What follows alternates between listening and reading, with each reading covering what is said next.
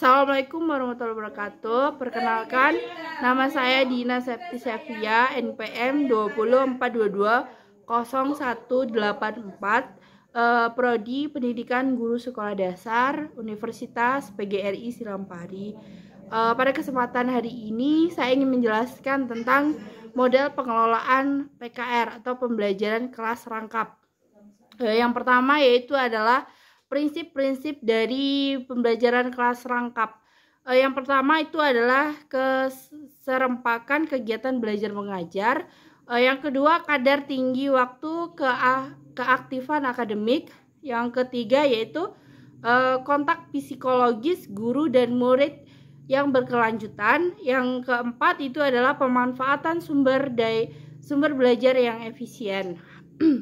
Dari prinsip-prinsip pembelajaran kelas rangkap di atas, maka dapat pembelajaran kelas rangkap yang dilakukan pendidik untuk melaksanakan kegiatan belajar dengan serentak dengan menggunakan waktu sesuai kebutuhan pembelajaran dan memanfaatkan sumber belajar yang ada dan efisien.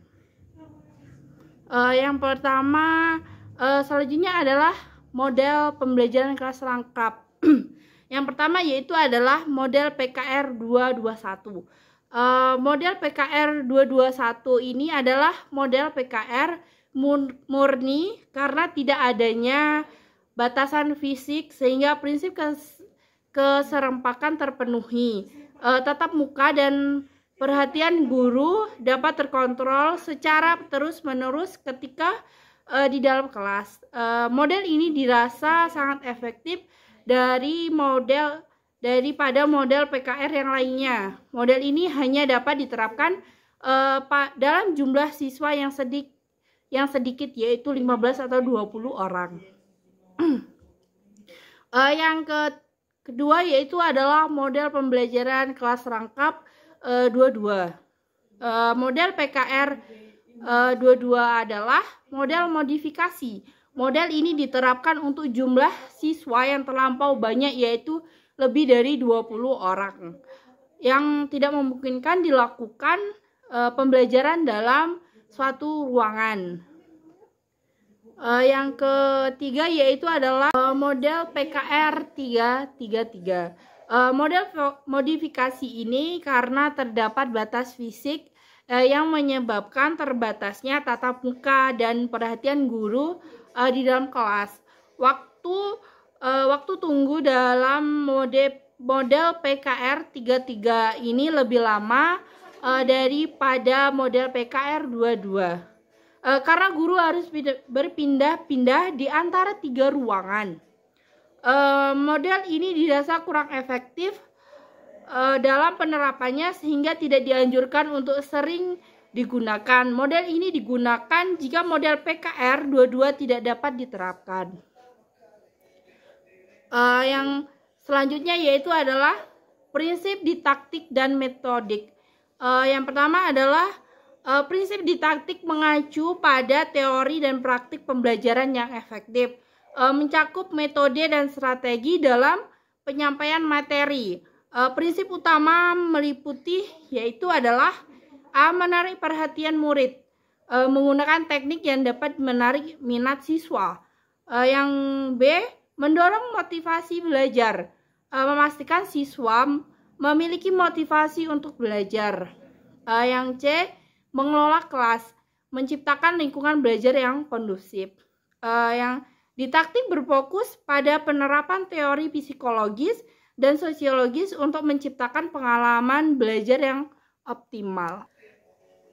Selanjutnya yaitu adalah metodik. Metodik adalah ilmu yang mempelajari cara atau strategi mengajar. Berfokus pada penataan urutan kegiatan pembelajaran. Ini mencakup langkah-langkah seperti membuka, mengisi, dan menutup pembelajaran. Didaktik di sisi lain adalah ilmu tentang bagaimana mengajar yang menerapkan teori psikologis dan sosiologis untuk menciptakan situasi belajar yang efektif.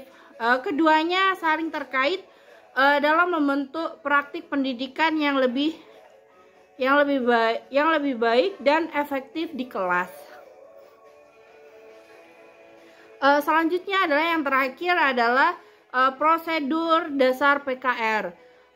Yang pertama yaitu prosedur dasar dalam pembelajaran kelas lengkap atau PKR meliputi beberapa langkah penting. Yang pertama adalah membuka pelajaran.